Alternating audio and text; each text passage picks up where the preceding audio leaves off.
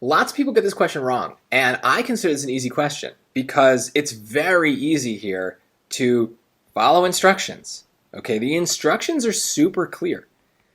And we just need to make sure that when we're told to accomplish a goal, we understand the goal. Sometimes in these questions, it's not obvious or it's not super clear because they're just like, what's the main idea? This, though, is not that. This goal is super specific, right? The writer wants a conclusion that conveys how the shortcomings of one MCP presented in the passage affect the actions of people in the fruit industry. That's super specific.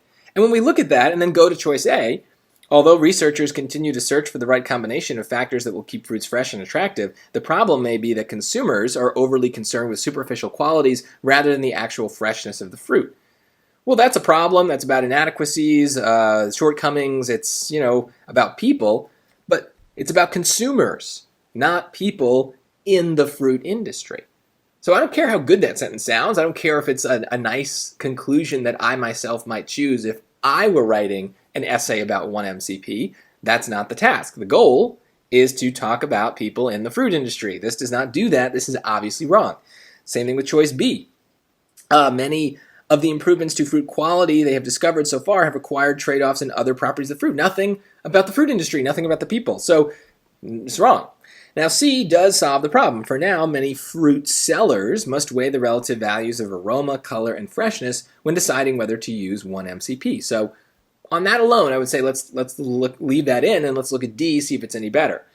It must be acknowledged that one MCP, despite some inadequacies, has enabled the fruit industry to ship and store fruit in ways that were impossible before. Now, personally, I do not think that this is accomplishing the goal. It doesn't really talk about people, it talks about an industry, so that's a little different from what we were asked to do. It also doesn't really talk about their actions, right? It's saying that they're shipping fruit, but they've always been doing that, so this isn't really getting to it. But I understand why some people might be a little bit more forgiving of choice D and be like, it's good enough. And so now we have a little bit of a problem, which is that we have two choices that seem to accomplish the goal. Well, obviously they can't both be right, so there must be some way to distinguish them, and this is where we really need to just go back to the instructions and see what might be important here. And I think the key word is one that we would typically ignore. The word how. This is a strong word. We've seen this as a strong word in reading passages. I've definitely, in some of these videos, used the word how as a reason to eliminate answer choices. It does a lot of work. It demands an explanation. And so if I look at choice D, I don't really get that. I get a lot of vague kind of, pronouncements about the fruit industry, but I don't get anything specific. It must be acknowledged that one MCP, despite some inadequacies, which aren't mentioned, it has enabled the fruit industry, not people, but the industry, to ship and store fruit in ways that were impossible before. Well, that's not specific. Like what, how, what is the how there, right? Like it's not getting into any details. It's just different. It's not saying how it's different. Whereas if we look at choice C, we've got a much clearer how in this choice. For now, many fruit sellers must weigh, this is their action, the relative values of aroma, color, and freshness when deciding whether to use one MCP.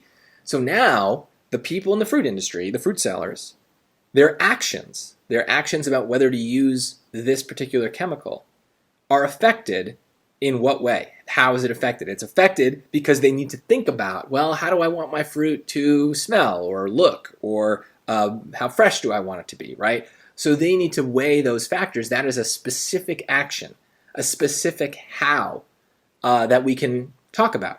And so choice C is the answer. It best accomplishes the goal. So there's a little bit of work maybe we need to do, but to be quite honest, I thought that C was the only one that really talked about the fruit sellers. So I knew that that was the answer pretty quickly just by following the instructions and looking at the goal in the question. And so that's why when we have an ideas question like this, we need to turn off the part of our brain that cares about grammar or style and how something sounds. That's not our task.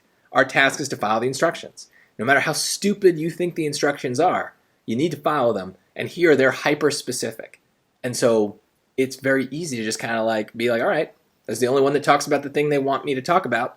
it must be right. And that happens a lot. So if you got this wrong, change the way you think about these questions, and I think you'll have a much easier time getting these things right.